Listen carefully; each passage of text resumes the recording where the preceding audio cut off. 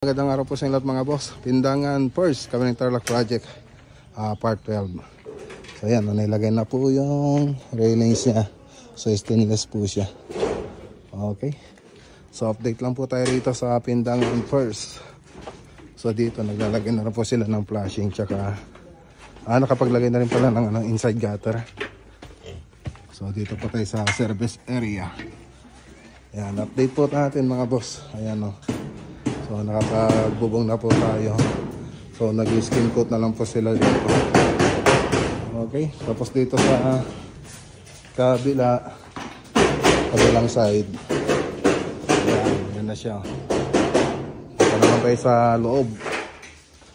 Sa interior, syempre ganun pa rin. Nakapag-tiles na po tayo rito. Yan. So modular kitchen cabinet na lang po lang dito. Tsaka mga closet. Ayan. Okay. Ayan, yung PNB. Sa master bedroom. Okay.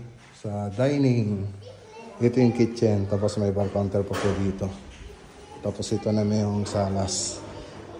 Sa may living room. Ito yung terrace. Okay. So, yan lang po yung update dito sa Pindangan first. Magandang araw po sa inyong lahat at God bless.